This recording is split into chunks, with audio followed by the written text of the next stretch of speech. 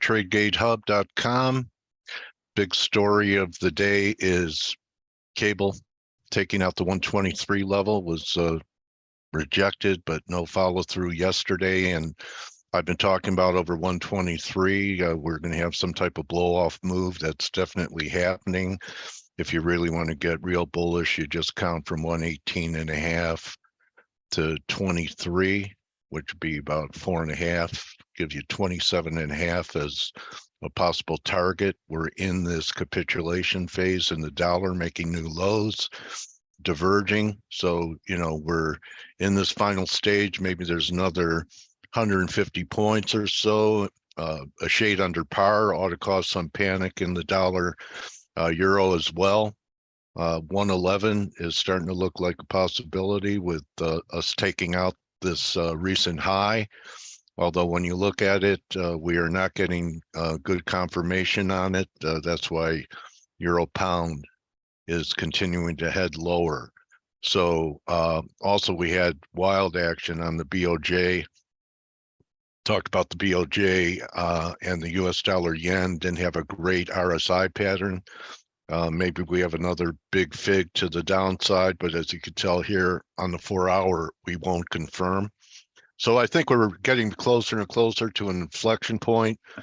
Part of this was should the dollar head lower, and I got stopped out of my dollar longs under the low, the 3 drive here. So no big deal.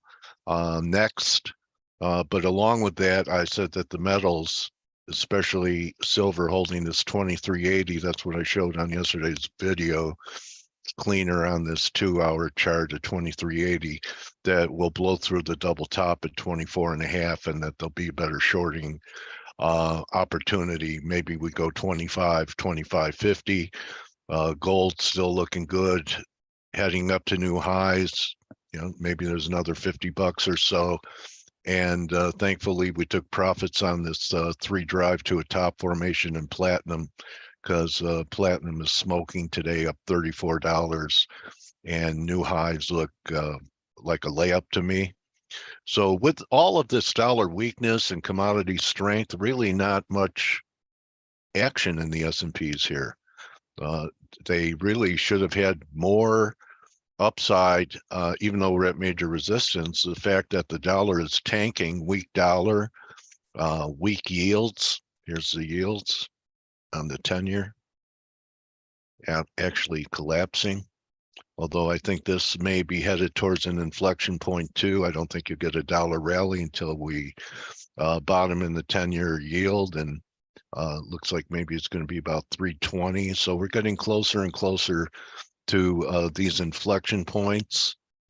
Take a quick look at energy, and WTI is still acting okay. Nat gas trying the lows again, still diverging. I'd be real careful if you're short here. I still think there's a base and a bottoming develop. I talked about that. We needed to clear this moving average. It was rejected from there. So don't become a, make your wife a widow in the widowmaker. Careful about short positions. I still think that there's potential for a squeeze. I want to cover something else that I have been very constructive on for a long time, and that's a grain complex. And just want to show how great the beans look. There's your 4-hour, and there's your daily. But when you look at a weekly, we've sustained this breakout of this wedge for quite some time, and we could be entering an acceleration phase. Corn looks pretty good too on the weekly, and wheat is bringing up the rear but trying to turn at the $7 level. I wouldn't be short grains. I'd buy a silo.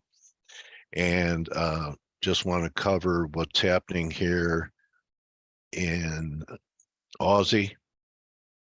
New highs in Aussie, approaching some weekly moving averages here. Maybe we'll go 71.5. So I believe the takeaway is that the dollar is accelerating into an inflection point. Yields are accelerating to the downside into an inflection point. The metals are blowing off to the upside. with the potential of new highs in silver. Actually looks like that should happen, but we won't have confirmation, and that gold is leading the way. Maybe not today because we're getting a little bit of a correction in the gold silver ratio, but this is still a breakout, and I'm still looking for underperformance of silver until we get back up to about 85, and looking for a place to short the S&Ps because they should be doing much better. I know we had a very nice rally since the beginning of the year, but a lot of people are talking 42, 4,300. You're going to have to prove it to me, and we should have acceleration to the upside. The Dow really got it going yesterday. The Dow, very negative day, failing rally. So bearish indexes, okay? And when the indexes start to head lower in earnest, I think you'll see flow to the dollar, but we're not completing here yet, okay? We haven't taken out the old high in cable yet. So during this blow-off stage, best guess is another 200 at the most to the downside in Dixie. Maybe down towards 99, get a panic under 100. So that's going to be part of it. But I would say what's glaring to me is the lack of energy in the stock market with what normally is a huge tailwind, which is a weaker dollar and lower rates. What is the market waiting for? So here you go. Lower rates, huge bond pop. So if those friendly tailwinds turn into headwinds, I think there's going to be problems here in the S&Ps. I don't think that we have more until the end of the month for this rally to continue and be on alert back under these moving averages here around 30, 39 and a half, and on a smaller time frame, this 39 and a quarter level. So 39 and a half is going to be your first sign there's a problem, and then 39.20 is going to be your next sign there's a problem. So the heavier conviction lies that this is a failing rally in the S&Ps, and the fact that it can't make hay while the sun is shining is a market tell to me. Today I have Jack Schwager with us. It's going to be in about 4.5 hours at 2 p.m. Eastern time. Jack has had his finger on the pulse of the greatest traders on the planet for well over 2 decades. And everyone knows that the game changed this year with the punch bowl being taken away. So it should be a very interesting discussion with Jack to see if he's able to find wizards in a new regime, a new Fed regime, and how people are doing since the punch bowl has been taken away. Remember, join us here at TradeGATEHub.com. Share your work. We have some excellent traders in here. And I'll be with Mike tomorrow, our normal time, 11 a.m. Eastern time.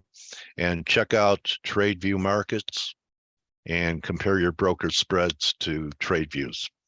And most of all, don't just count your pips, count your blessings. Adios.